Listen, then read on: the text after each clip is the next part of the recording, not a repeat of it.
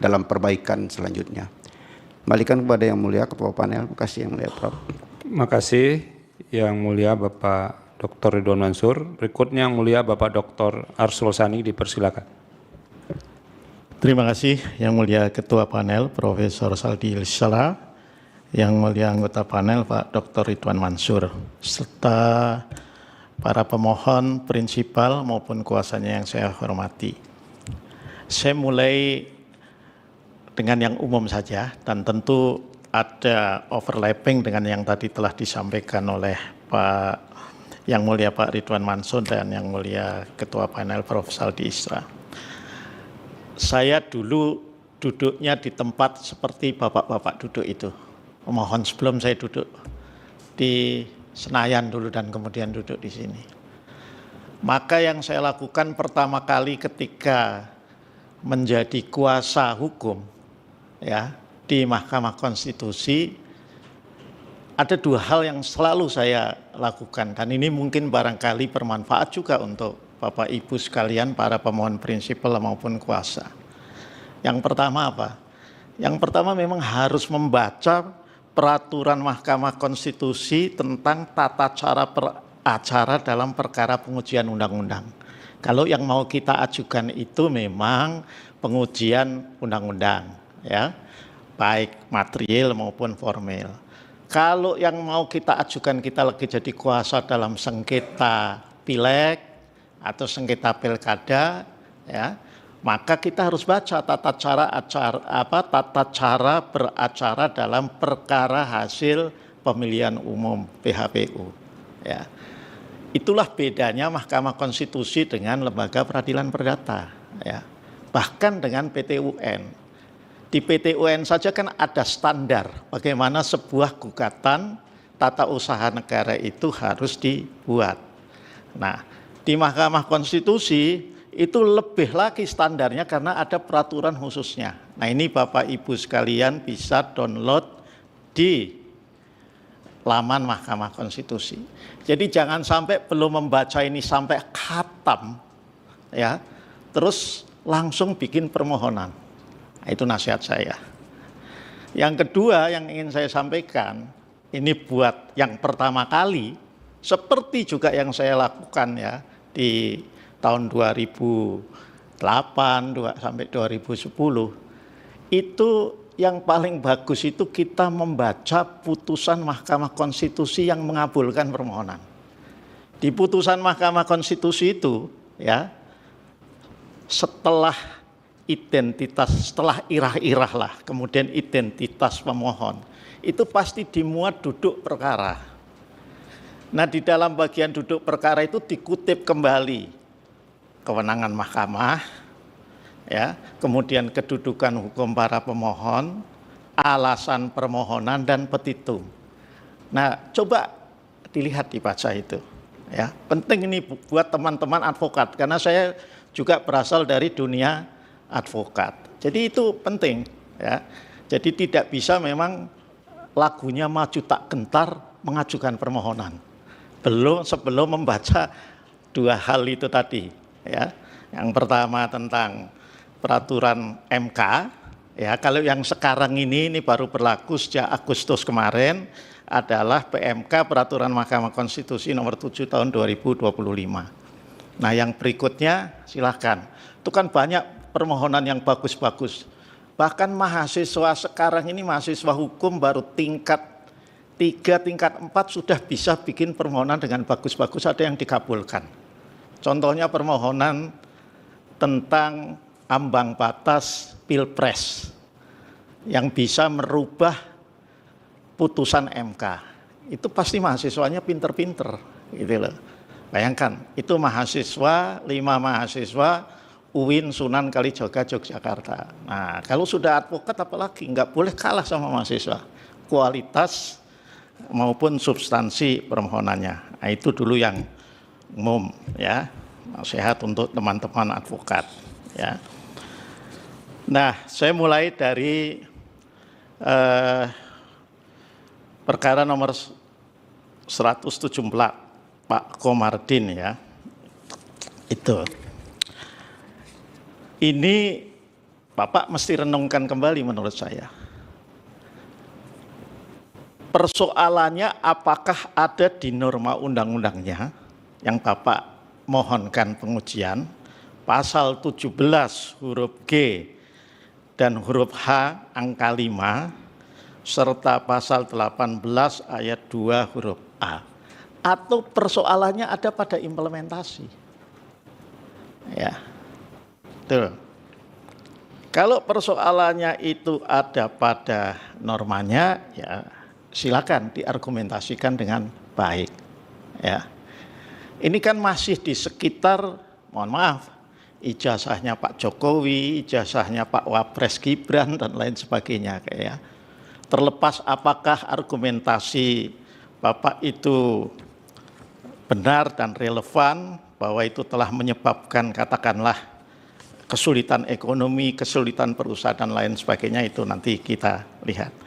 Tapi Bapak harus coba renungkan, ya. Kalau itu, ya, kalau itu misalnya persoalannya pada implementasi, kan persoalan implementasi juga ada jalan keluarnya. Ketika tidak diberikan, maka bisa dibawa sebagai sengketa informasi keterbukaan publik ke Komisi Informasi. Kan ada juga, bisa diperintahkan. Ya. Jadi tanpa harus mengubah normanya. Coba dipikirkan kembali. Yang berikutnya ini Pak Komarudin. Nah, tadi makanya saya tekankan di sini, ya. Ini saya lihat mulai dari kewenangan mahkamah, ya. Makanya kenapa kok perlu melihat contoh putusan terutama yang dikabulkan, ya. Karena memang kalau kita baca di sini itu nanti cara merumuskan bagian kewenangan mahkamah itu tidak sependek seperti yang ada di dalam permohonan Bapak. Ya. Tuh. Di sana Bapak perlu untuk mencantumkan yang pertama apa?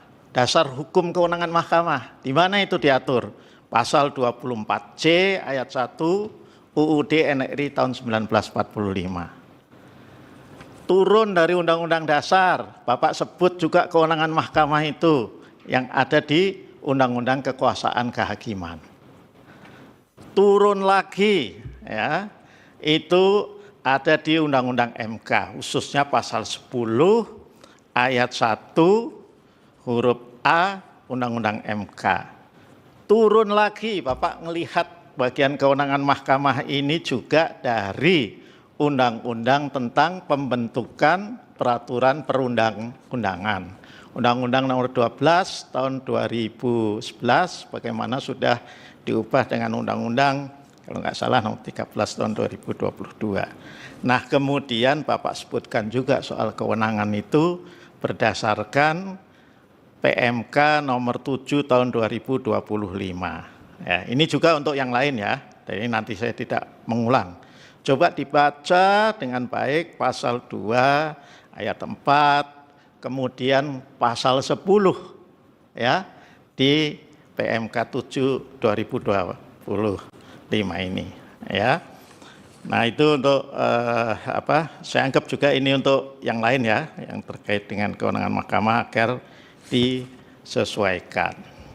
Nah yang berikutnya ini terkait dengan kedudukan hukum Pak Komarudin ya.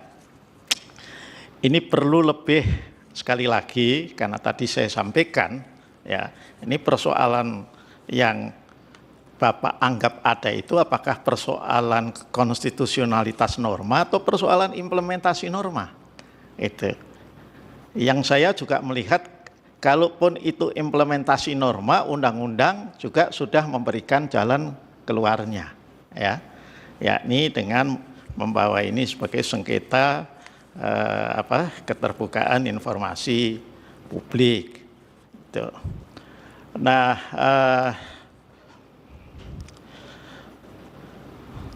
itu yang terkait dengan ini kerugian konstitusional yang harus Bapak ini, karena Bapak nggak dapat kuasa, tadi sudah disinggung oleh Pak Ketua Panel ya, Itu apa dengan berlakunya norma itu? Ya. Nah, syukur-syukur Bapak mau riset lagi. Kalau lawyer itu memang advokat tuh risetnya harus kuat, Pak. Itu yang saya lakukan dulu, ya.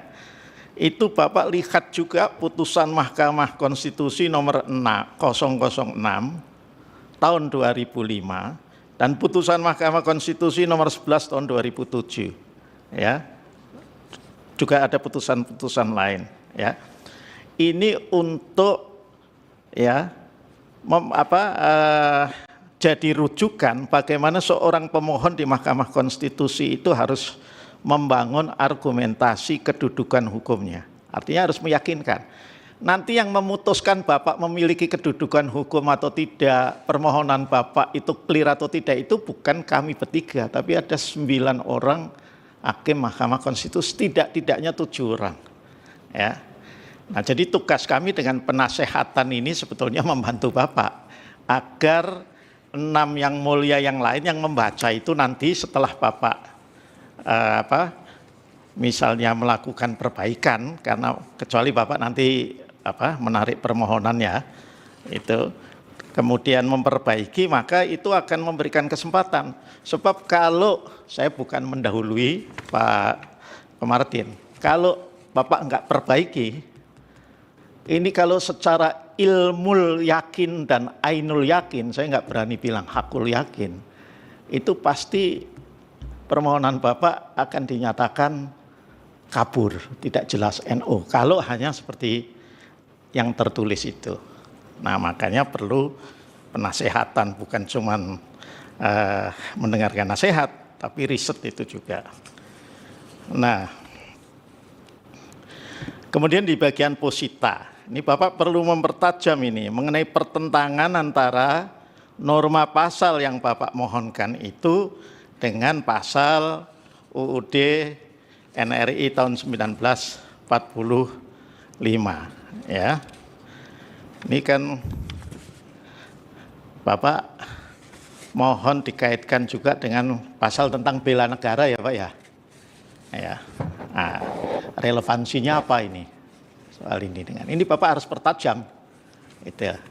Jadi tidak kemudian hanya menyantumkan itu bertentangan dengan pasal 30 ayat 1, 31 ayat 1 dan ayat 2. Bukan hanya itu, tapi Bapak harus uraikan di mana letak pertentangan antara norma yang Bapak uji itu dengan pasal yang menjadi landasan pengujian, ya.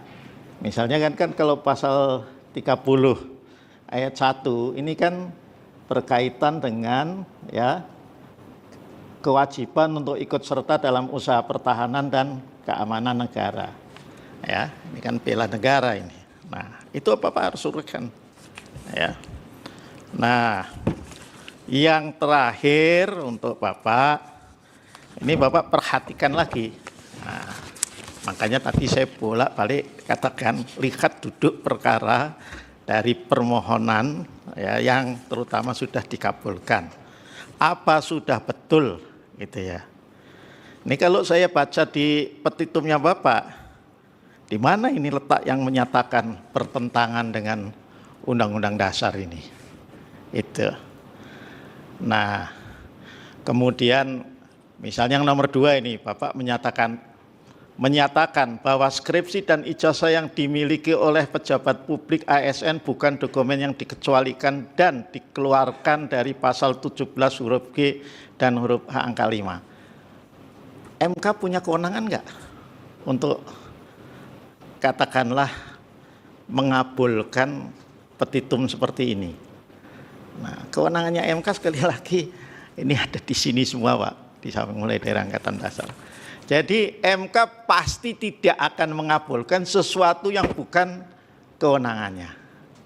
Nah, ya, itu menyatakan bahwa baik skripsi ijazah bukan termasuk dokumen dikecualikan berdasarkan undang-undang ini. Coba Bapak lihat lagi, MK punya kewenangan nggak untuk menyatakan itu? Ya, itu ya untuk nomor 174. Nah, sekarang nomor 177 ya. Yang hal-hal umum tadi saya anggap sudah diinikan ya, termasuk ya perlu ya mempelajari PMK 7 2025 ya. Nah, ini juga di bagian kedudukan hukum ya untuk perkara 177 sebaiknya dipertajam lagi ya hubungan kausalitas ya antara anggapan kerugian konstitusional yang Bapak derita ya dengan berlakunya norma itu. Apa benar Bapak itu dirugikan karena berlakunya norma itu? Ya, coba dipertajam lagi, Pak. Gitu, ya.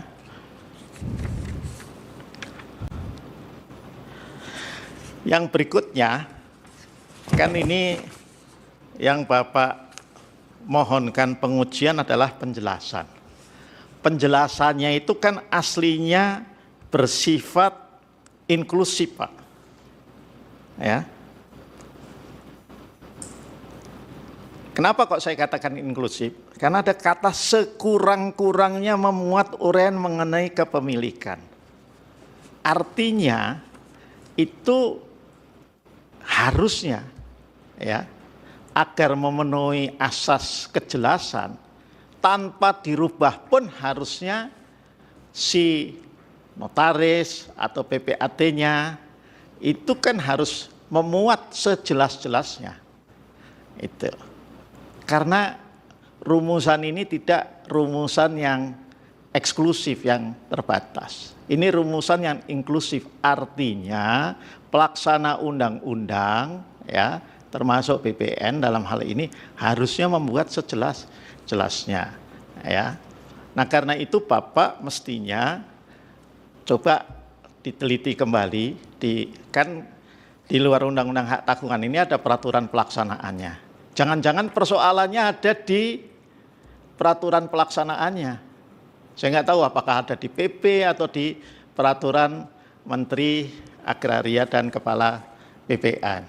Nah, kalau misalnya ya persoalannya ada di sana, maka pengujiannya kan bukan di MK, tapi ada di MA. Ya, coba Bapak sekira harus lihat juga soal itu, ya.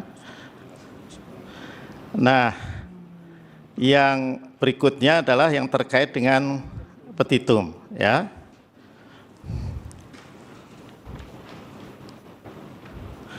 Ini juga coba Bapak karena ini yang dimohonkan pemaknaan, lihat juga contoh baik amar putusan maupun permohonan itu tadi membuat petitum yang baik itu seperti apa atau bagaimana ya itu. Ini kan setelah angka 1 mestinya tidak perlu menggunakan pointers lagi ya, tapi bisa langsung numbering ke angka 2 ya dan seterusnya. Sekira itu catatan untuk 100 itu, tetapi Bapak menurut saya harus pertajam ya anggapan kerugian konstitusional Bapak dengan berlakunya itu ya. Sementara seperti saya katakan tadi, norma yang Bapak uji itu penjelasannya itu norma yang bersifat inklusif, tidak limitatif. Ya. Yang terakhir, ini berat sekali ini permohonan Bapak, minta Bakamla dibubarkan gitu. Nah, itu ya, ini berat sekali. Ya. Saya umum saja dulu Pak. Itu apakah tidak coba Bapak pikirkan bukan mempersoalkan kelembagaannya, tapi mempersoalkan kewenangannya.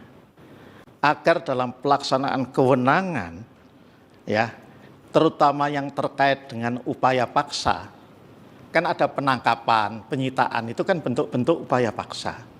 Itu harusnya dilakukan dengan prinsip-prinsip due process of law yang benar.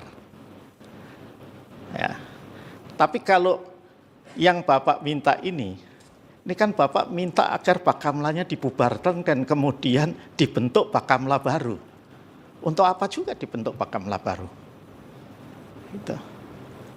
Kenapa tidak Bapak ajukan koreksi yang terkait dengan kewenangan? Sebab kalau kita bicara Bakamla Coast Guard, itu di mana-mana ada.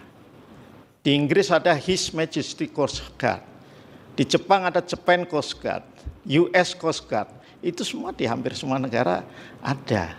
Jadi mestinya menurut saya ya, yang Bapak harus persoalkan itu adalah bukan kelembagaannya. Yang Bapak harus persoalkan adalah kewenangan kelembagaannya. Ya. Itu bisa Bapak saran, tapi ini kan kembali nasihat kepada Bapak ya. Kemudian Bapak katakan misalnya, ya, ini saya baca ini di halaman 21, bahwa dalam sistem hukum di Indonesia, pembentukan lembaga yang menjalankan fungsi strategis, termasuk pengamanan laut dan penegakan hukum, harus didasarkan pada undang-undang yang secara khusus, lex specialis derogat lex generali. Ini Bapak dapat teori dari mana? Berdasarkan asas dalam pasal 1 ayat 3 yang mulia. Kata siapa? Undang-undang dasar. Iya, kan itu berdasarkan negara hukum, tidak dikatakan bahwa undang-undangnya harus khusus undang-undang kelembagaan. Bapak lihat BNPT, strategis nggak? Strategis kan? Itu ada dalam Undang-Undang Nomor 5 Tahun 2018 tentang pemberantasan tindak pidana terorisme. Nggak dalam bentuk undang-undang itu sendiri.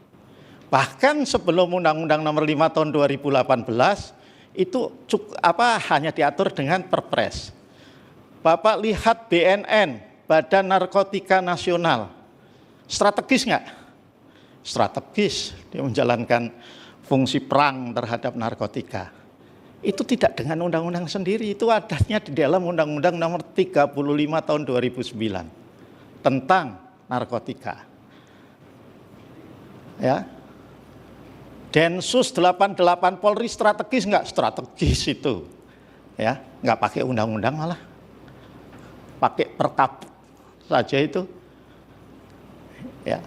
Jadi tidak semua, ya, kelembagaan yang ada ini, ya, itu kemudian harus dibuat dengan undang-undang, ya. Nah, dengan undang-undang khusus maksud saya. Dulu bahkan BNN, BNPT itu semua dengan BNN dengan Kepres tahu saya. Ya, BNPT dengan Perpres. Ya. Saya hafal karena saya ikut membuat undang-undangnya pada saat itu tahun 2018. Ya. Nah, jadi harus hati-hati juga ini, gitu loh. Ya, mencantumkan itu. Nah,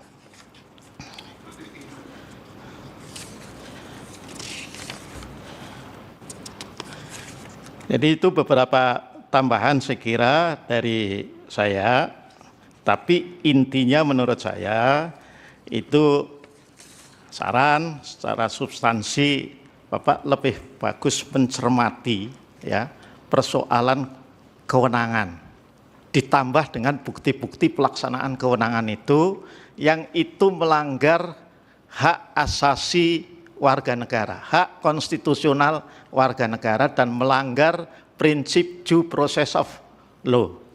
Itu, ya. Supaya ini lebih jelas, ya. Karena kalau ini dianggap bertentangan dengan misalnya pasal 30 ayat 3, ayat 4 itu kan panjang, ya. Kalau ini dikembalikan ke Angkatan Laut. Angkatan Laut itu punya kewenangan melakukan penyidikan sebagai penegak hukum hanya di Undang-Undang Perikanan. Itu diberikan khusus. Ya. Jadi kalau itu dilaksanakan Angkatan Laut, dasarnya apa juga Angkatan Laut untuk katakanlah melakukan penangkapan, penyergapan dan lain sebagainya. Kalau kita lihat di Undang-Undang TNI nggak ada itu. ya. Undang-Undang 34 tahun 2004 maupun undang-undang yang baru 3 tahun 2025 ya. Itu demikian juga polisi. Gimana polisi punya kemampuan untuk melakukan katakanlah penindakan di wilayah laut lepas atau di zona ekonomi eksklusif. Gimana caranya itu gitu loh. Ya. Angkatan Laut sekali lagi terbatas untuk tindak pidana yang terkait dengan Undang-Undang Perikanan. Itu bisa dibaca di Undang-Undang Perikanan. Ya. Jadi harus hati-hati juga gitu. Maka saran saya sekali lagi silahkan kalau mengkritisi kewenangan agar dalam tidak melanggar hak konstitusional warga negara, tidak melanggar HAM, ya itu memang haknya warga negara. Siapa saja lembaganya, tidak hanya Pakamla, termasuk polisi sendiri, ya. Makanya sekarang isu terbesar dalam penyusunan KUHAP kan itu, ya. Bagaimana kemudian, ya, penegak hukum kita itu tidak sewenang-wenang, karena ada kesewenangan, tapi kemudian tidak ada akibat hukum dalam Undang-Undang nomor 1 1981 sekarang dalam KUHAP kita. Makanya itulah yang sedang diperbaiki. Jadi sekira dari saya itu yang mulia Pak Ketua. Ya, terima kasih. Terima kasih yang mulia Pak